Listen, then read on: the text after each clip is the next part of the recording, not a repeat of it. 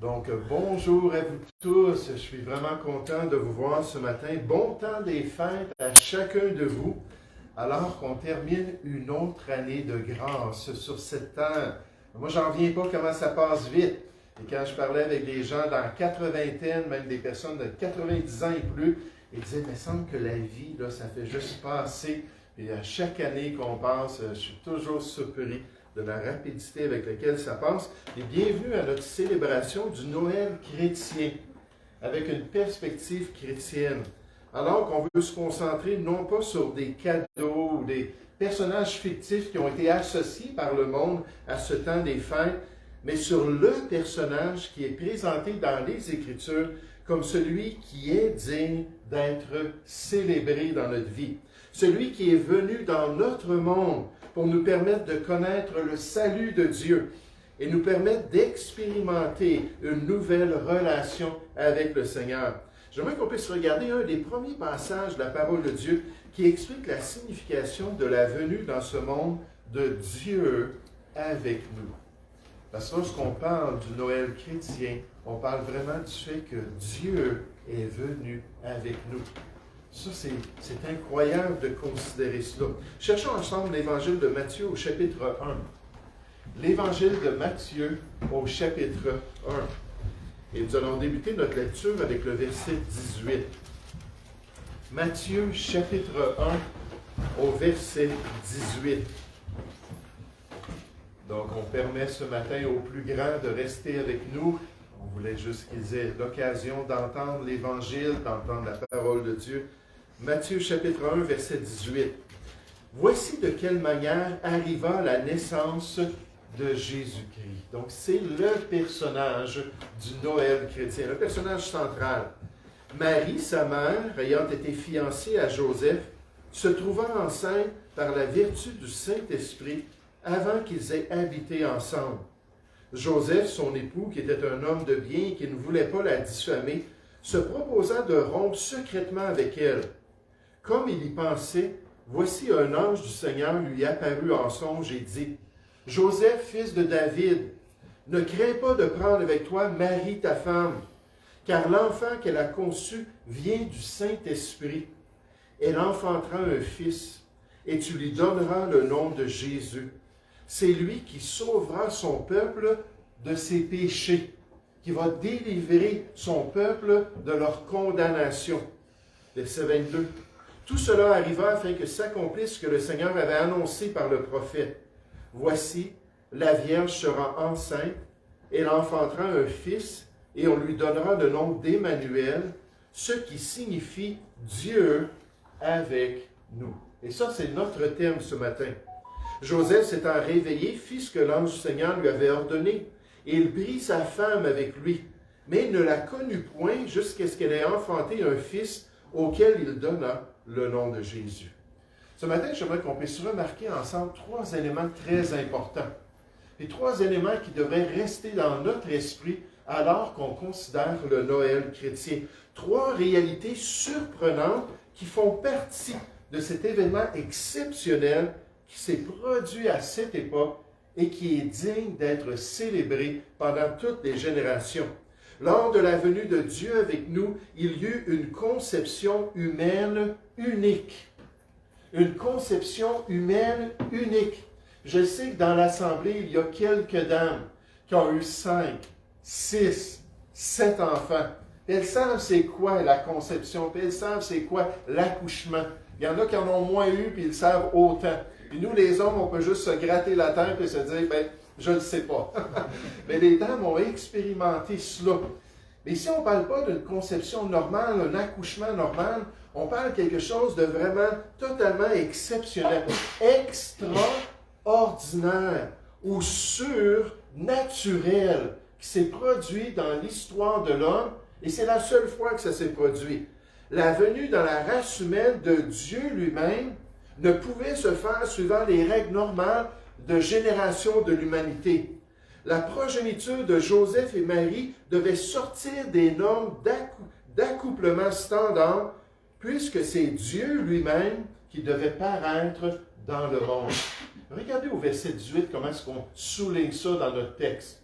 Matthieu chapitre 1, verset 18, on dit « Voici de quelle manière arriva la naissance de Jésus-Christ. » Il dit « Soulignez ça dans votre Bible, soulignez ça dans votre cœur, soulignez ça dans votre cérémonie, dans votre temps de célébration, dans le temps des fêtes, parce que c'est quelque chose qui transcende toutes vos autres expériences. Ça va transcender vos fêtes au travail, ça va transcender vos fêtes dans vos familles, ça va transcender vos fêtes dans l'Église. C'est quelque chose d'unique et d'exceptionnel que Dieu a accompli dans l'histoire. Il dit, Marie, sa mère, ayant été fiancée à Joseph, se trouvant enceinte par la vertu du Saint-Esprit avec une cause surnaturelle, une cause divine, avant qu'ils aient habité ensemble.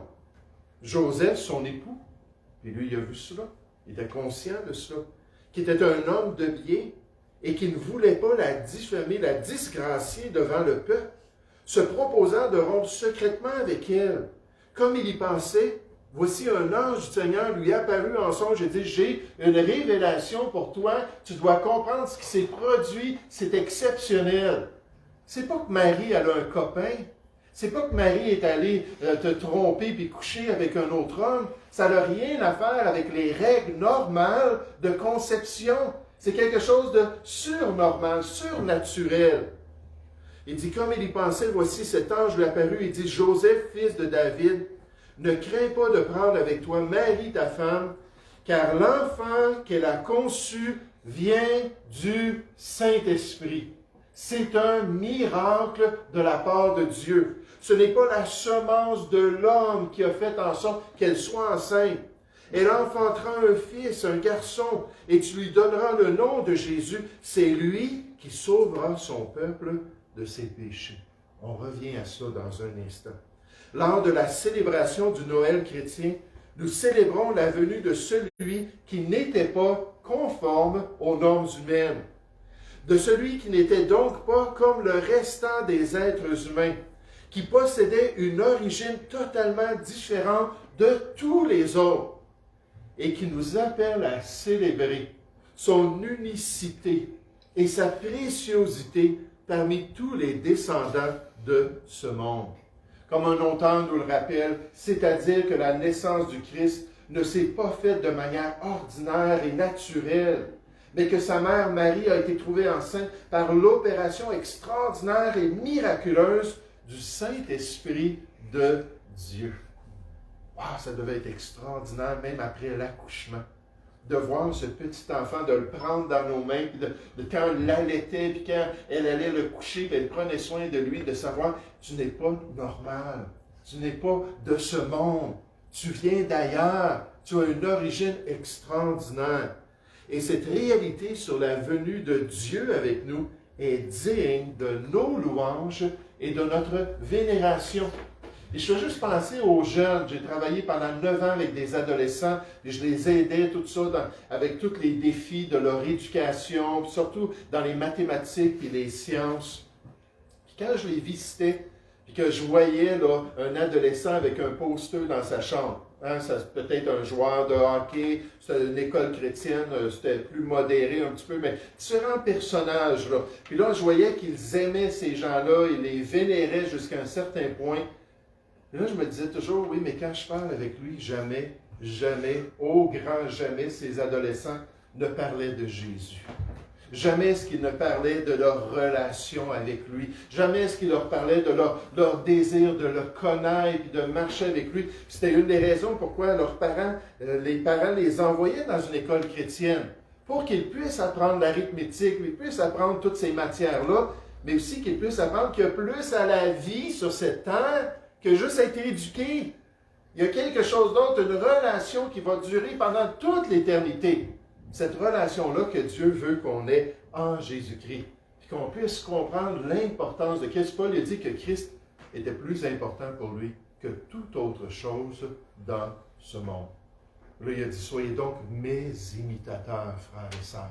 Parce que c'est le genre de piété, le genre d'adoration que Jésus-Christ mérite de notre part. Qui est donc ce petit bébé? Qu'a-t-il de si particulier pour que tous viennent l'adorer, les anges et les bergers? C'est celui par qui tout existe. C'est celui en qui tout subsiste. Il vit de toute éternité bien avant sa conception en Marie, et c'est en lui que tout fut créé. Il est le chef de la création, souverain sur toutes les nations. Aucune puissance peut l'égaler. En toutes choses, il est le premier.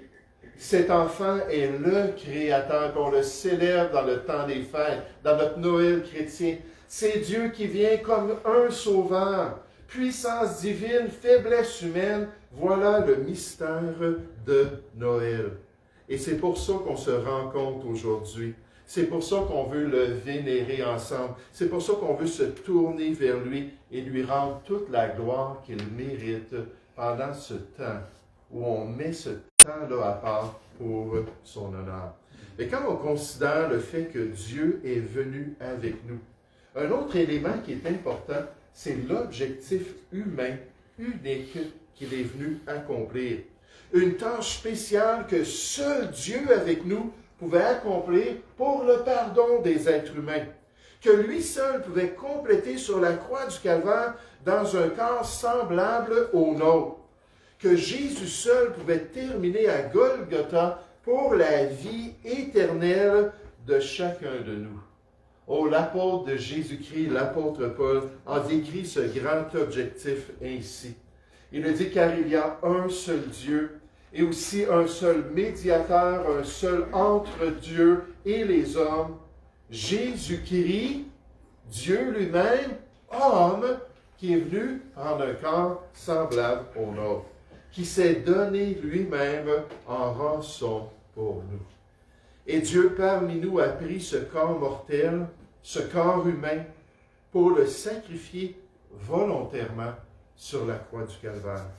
Il a dit lui-même concernant sa propre vie que personne ne me l'ôte ma vie, mais je la donne de moi-même. J'ai le pouvoir de la donner et j'ai le pouvoir de la reprendre. Dieu l'a fait ainsi et c'est sa volonté, alors que volontairement, je suis la volonté de Dieu pour accomplir votre salut. Regardez dans le texte comment ça ressort, cet objectif lors de la venue de Dieu parmi nous. Au verset 18, toujours, Matthieu chapitre 1, « Voici de quelle manière, arrivant la naissance de Jésus-Christ, Marie, sa mère, ayant été fiancée à Joseph, se trouvant enceinte par la vertu du Saint-Esprit avant qu'ils aient habité ensemble. Joseph, son époux, qui était un homme de bien, qui ne voulait pas la diffamer, merci Seigneur pour des bons maris, se proposant de rompre secrètement avec elle. Comme il y pensait, voici un ange du Seigneur lui apparut en songe et dit, « Joseph, fils de David, ne crains pas de prendre avec toi Marie, ta femme, car l'enfant qu'elle a conçu vient du Saint-Esprit. Voici pourquoi. » Voici l'objectif. Voici le but de Dieu pour ce premier Noël. Elle enfantera un fils, un garçon. Tu lui donneras le nom de Jésus. Yesous, Yeshua. Et ce qui veut dire Dieu sauve. Et tu vas lui donner le nom pour représenter son rôle alors qu'il va venir ici-bas. C'est lui qui sauvera son peuple de ses péchés. Est-ce que vos péchés ont été pardonnés un jour? Avez-vous la certitude que vous êtes en accord maintenant avec le plan de Dieu? Avez-vous mis votre confiance dans son œuvre pour votre salut éternel? Quelle belle occasion! Quel temps des fêtes qui nous rappelle sa venue, lorsqu'il a pris un corps semblable à au nôtre pour pouvoir ensuite l'offrir sur la croix du Calvaire et devenir un jour notre Sauveur. Moi, ça fait plus de 35 ans que j'ai entendu l'Évangile et que j'ai compris le plan de Dieu et que j'ai ouvert mon cœur. Un ancien toxicomane, un ancien athée, un ancien qui était rendu profondément lié dans l'occultisme et dans le mal. Et Dieu est venu toucher mon cœur. Et après une seule présentation de l'Évangile, il m'a permis de comprendre le rôle que Jésus voulait avoir dans ma vie. C'est lui qui sauvera son peuple de ses péchés. Si on n'a pas été sauvé encore, si on n'a pas été délivré, la Bible dit que la colère de Dieu demeure sur nous, c'est invisible. Hein, ça me fait tellement penser à l'électricité. Quelqu'un me disait qu'ici, on utilise du 110, du 220, mais en Europe, ils utilisent du 400, du 600, puis d'autres degrés. Puis il dit, quand on s'électrocute en Europe, c'est très majeur, parce que c'est extrêmement fort, l'électricité. Mais c'est un danger qui est invisible. Comme un petit garçon, je pense qu'il avait 12 ans, à Boucherville. J'habitais à Boucherville pendant à peu près 15-20 ans. Puis un petit garçon, ses amis ont dit, viens, on va aller à la centrale électrique. Puis il dit, c'est bien parce que le soir, ils ferment la centrale. Fait qu'il dit, ah oui, il dit, oui, puis regarde, on va faire quelque chose de spécial. Fait qu'ils ont escaladé ou ils ont passé par-dessus la clôture, ils ont réussi à se rendre dans la centrale, ils sont embarqués sur un bâtiment, puis il y avait 2 grosses bornes. Puis là, ses amis qui étaient plus âgés que de lui, il a dit, vois-tu, il dit, tout est fermé, mais il dit, as-tu le courage de toucher aux 2 bornes? Il dit, oui, mais là, tout à coup, que c'est pas fermé, puis tout à coup, qu'il y a du courant, ça pourrait peut-être être dangereux. Il dit, ben non, c'est pas du gros courant qui passe là. Il dit, il n'y a pas de problème, touche à cela. Puis là, c'était invisible, n'est-ce pas? C'était un danger qui n'était pas palpable. Puis là, il est allé étendre ses mains. Puis à peine a-t-il touché qu'il a été brûlé vivant. C'était des hautes tensions, puis il est décédé sur le coup. Mais la Bible dit que si on n'a pas été délivré de cette colère-là, si on n'a pas été délivré de notre condamnation, que la colère invisible de Dieu est sur nous, et elle va venir qu'à se manifester un jour dans notre vie. Et c'est pour ça qu'on doit mettre notre confiance dans ce salut merveilleux. C'est le point capital qui doit être annoncé. Message principal, Jésus nous a sauvés lorsqu'on a cru en lui. Il a pris sur lui le mal en mourant crucifié, détruisant l'arsenal de l'auteur du péché.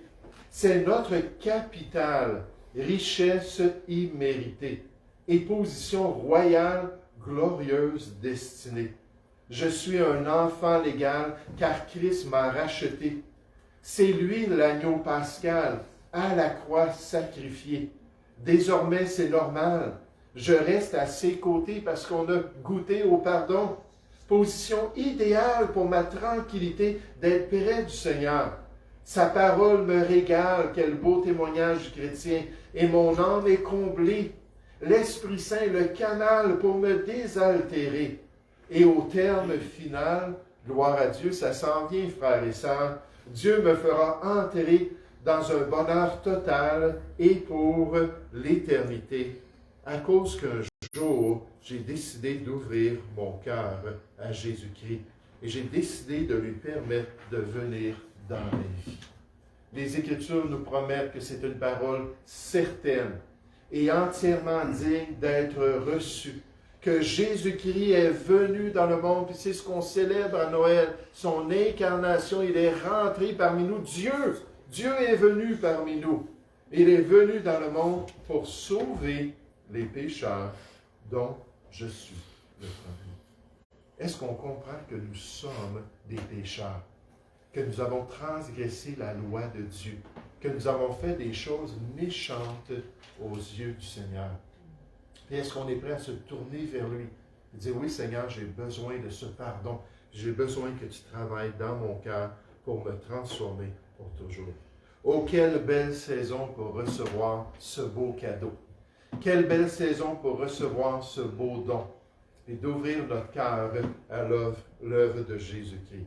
J'aimerais qu'on puisse considérer ensemble, alors qu'on termine ce matin, puis on pense à la raison pour la saison, puis on pense à la venue de Dieu parmi nous, que ce fut un accomplissement humain. Puis je dis toujours humain parce que c'est Jésus-Christ, homme, Dieu parmi nous, qui est venu et qui a pris un corps comme nous, mais un accomplissement humain unique. Un accomplissement de ce qui avait été annoncé pendant des siècles, que le Christ lui-même souffrirait et qu'il ressusciterait des morts le 3e jour. Ça n'allait pas terminer avec la croix du Calvaire. Et que la repentance et le pardon des péchés seraient prêchés en son nom à toutes les nations, à commencer par Jérusalem. Et les prophètes en avaient parlé continuellement de cette œuvre-là que le Messie allait accomplir. Et c'est exactement ce que nous voyons dans notre passage. Regardez au verset 20, dans Matthieu chapitre 1. Au verset 20, je ne sais pas si c'est trop chaud. Il y a quelques personnes qui dorment. Et c'est un message important ce matin. Je sais que ça prend de la concentration. On est rendu à 15 minutes en moyenne, d'après les statistiques, que les gens peuvent rester réveillés et écouter une information. Un monologue surtout. 15 minutes. Pauvre professeur. On a quelques professeurs qu'on connaît dans l'Assemblée, tout ça. Pauvre professeur à l'école. D'essayer de garder l'attention des gens, de taper des mains, puis pour rendre ça excitant, pour que les gens soient réveillés. Mais là, c'est important. C'est tellement important parce que notre éternité en dépend. Regardez le verset 20. Comme il y pensait, voici un ange du Seigneur lui apparut en songe et dit, « Joseph, fils de David, ne crains pas de prendre avec toi Marie, ta femme, car l'enfant qu'elle a conçu vient du Saint-Esprit. Elle enfantera un fils et tu lui donneras le nom de Jésus. C'est lui qui sauvera son peuple de ses péchés, mais ce n'est pas basé sur rien, c'est basé sur la promesse même de Dieu. Tout cela arriva afin que s'accomplisse ce que le Seigneur avait annoncé par le prophète, et c'était le prophète Ésaïe, le plus grand prophète évangélique dans l'Ancienne Alliance, le livre le plus cité dans les prophéties de Dieu de l'Ancienne Alliance. Continuellement, on revient au prophète Ésaïe dans la Nouvelle Alliance. Voici, verset 23, « La Vierge sera enceinte, elle enfantera un fils, et on lui donnera le nom d'Emmanuel, ce qui signifie Dieu avec nous. » Quelques 700 ans avant la naissance de Jésus, le prophète Ésaïe a dit que ça va être une des caractéristiques. C'est Dieu lui-même qui va venir dans la race humaine, qui va permettre à une vierge, sans la semence de l'homme, de devenir enceinte, et de pouvoir porter ce bébé extraordinaire. Ce n'est pas les seules prophéties qu'on trouve d'Ésaïe qui nous parlent de cette venue et surtout de cette œuvre extraordinaire du Seigneur Jésus. On nous dit, nous étions tous errants comme des brebis. Chacun suivait sa propre voie. Et vous savez, c'est ça le problème. On est autonome en tant qu'être humain. Ah, j'ai jamais, moi je me souviens, là, il y avait une jeune dame de 19 ans qui a accepté le Seigneur, mais pendant longtemps, elle a justifié qu'elle était correcte devant Dieu parce qu'elle dit, j'ai jamais fait un vol de banque. J'ai jamais tué mon voisin. Peut-être ça m'a tenté, mais je ne suis jamais allé le tuer. Puis là, regardez ça, la condamnation de Dieu, comme quelque chose de grave. Si vous suivez votre volonté plutôt que la volonté de Dieu, vous êtes déjà dans le péché. Si j'ai mes plans dans ma vie, pendant 21 ans, c'est ce que moi j'ai dit. Moi, j'ai des choses que je veux faire, il n'y a pas personne qui va m'empêcher de faire. J'étais le plus grand des rebelles. Et là, Dieu m'a écrasé, il a tout enlevé ce que j'avais dans ma vie pour me permettre un jour de m'humilier, de dire, que veux-tu que je fasse? Mais la Bible nous dit, nous étions tous pareils, tous errants. On s'éloigne, puis on fait ce qu'on vit. Chacun suivait sa propre voie, pas ce que toi tu veux que je fasse. Je suis prêt à te suivre toi, et à accomplir ta volonté. Je suis prêt à me soumettre à ton plan. Si ce n'est pas ça qu'on est en train de dire à Dieu, même si on est des bonnes personnes, on est coupable devant lui parce qu'on appartient à Dieu. On a été créé pour Dieu, la Bible nous dit. On doit chercher la volonté de Dieu. Et l'Éternel a fait retomber sur lui l'iniquité, la rébellion de nous tous. C'était pas étonnant à l'âge de 21 ans, quand ce pasteur-là a ouvert la Bible, la première fois que j'entendais l'Évangile, tout ce qu'il disait là, ça venait me pincer dans ma conscience. Je suis coupable, je suis coupable, je suis coupable. J'avais juste hâte qu'il arrête, que tout me dire les commandements que je pouvais avoir enfreints dans ma vie. Puis il disait, moi aussi, je suis comme toi, là, j'ai fait toutes ces choses mauvaises-là. Là, c'est quoi la solution? Qu'est-ce que je peux faire? Il a dit, tu peux rien faire, ça a déjà tout été fait pour toi. Mais tu peux le recevoir dans ta vie. Et laisser Dieu prendre ton péché, puis te transformer. Il a fait retomber sur lui notre rébellion à nous tous. On nous dit, il a été maltraité et opprimé. Il n'a point ouvert la bouche, semblable à un agneau qu'on mène à la boucherie, il s'est soumis à ce salut-là, à une brebis muette devant ceux qui l'attendent. Il n'a point ouvert la bouche. Il a été enlevé par l'angoisse et le châtiment. Et parmi ceux de sa génération, qui a cru qu'il était retranché de la terre des vivants et frappé pour les péchés de mon peuple? Qui a cru que Dieu a été frappé pour vous et pour moi, et pour notre pardon à tous? Il a plu à l'Éternel de le briser par la souffrance. Après l'avoir livré sa vie en sacrifice pour le péché, il verra une postérité et prolongera ses jours. Et l'œuvre de l'Éternel prospérera entre ses mains. On nous dit à cause du travail de son âme, il rassasiera ses regards. Par sa connaissance, mon serviteur juste justifiera beaucoup d'hommes et il se chargera de leurs iniquités. Et ça, c'est nous qui avons cru en Jésus, qui avons accepté l'œuvre de Jésus. Et c'est pour ça, comme notre frère Claude nous l'a lu tout à l'heure, que les anges ont commencé à chanter et à dire « Gloire à Dieu dans les lieux très hauts et paix sur la terre parmi les hommes qu'il a guéris. » Parmi ceux qui disent « Oui, j'ai besoin de Jésus. Oui, j'invite Jésus à venir dans ma vie et à me donner ce pardon merveilleux qui se trouve en lui. » Un chemin, une seule route, c'est Jésus-Christ, le Fils de Dieu. Dès à présent, plus de doute qui nous éloignerait des cieux. Jésus seul paya le prix lorsqu'il mourut à Golgotha, en disant « Tout est accompli, c'est fait. » Oui, seul Jésus me racheta. Une seule porte, c'est Jésus. Elle s'ouvrit vers la liberté. Jamais personne ne pourra plus, faire de toi son prisonnier, parce que tu as été délivré par Jésus-Christ lui-même. Oh, comme cette vérité est digne d'être embrassée et crue par tous. Est-ce que vous y avez cru ce matin? Il en est ainsi parce que tous sont pécheurs et ont besoin d'un sauveur. Tous, par conséquent, devraient accueillir cet enseignement qui leur montre comment ils peuvent être sauvés, basé sur le fait que Christ est mort pour tous. Et c'est ce qu'on veut célébrer dans le temps des fêtes. Une conception humaine qui a été unique. Jamais une autre dans l'histoire. Jésus est exceptionnel. Une œuvre ou un objectif humain unique.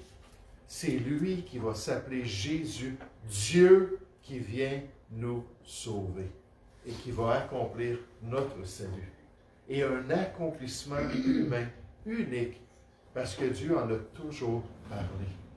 Et vous savez, même avant la création de l'univers, même avant qu'il a établi la race humaine sur la terre, Dieu avait déjà sanctifié son Fils pour qu'il puisse devenir l'agneau de Dieu et que le sang précieux de l'agneau puisse être versé pour sauver nous. Est-ce qu'on a laissé à Jésus cette place-là dans notre vie?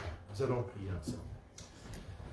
Ô Père Céleste, on veut te louer, on veut te remercier ce matin pour cette belle opportunité, Seigneur, de célébrer l'œuvre du Seigneur Jésus, de se réjouir dans ce qu'il est venu accomplir pour nous, mais de s'arrêter sur le fait que tout a débuté lorsqu'il a quitté la gloire, lorsqu'il a regardé son Père Céleste dans les yeux et qu'il lui a dit « Tu ne voulais ni sacrifice, ni offrande d'animaux, mais Seigneur, voici, je viens.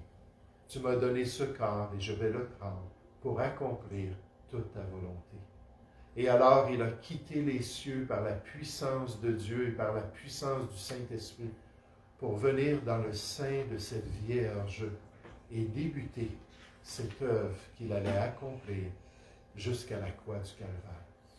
Merci que tout est accompli. Merci que le beau cadeau de Dieu peut être encore reçu dans notre vie. Ô Seigneur, un cadeau tellement plus important que tout ce qu'on peut recevoir dans ce monde, que tout le matérialisme qui nous entoure et qui est tellement vain. Ô Père Céleste, je te prie qu'on puisse célébrer de tout cœur la venue de notre Sauveur.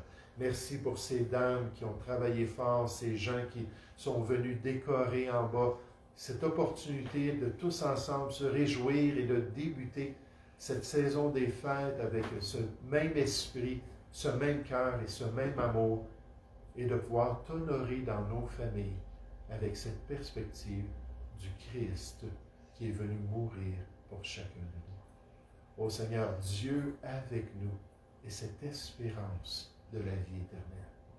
Bénis, Père, et guide-nous pendant ce temps des fêtes. Nous te prions au nom du Seigneur Jésus. Amen.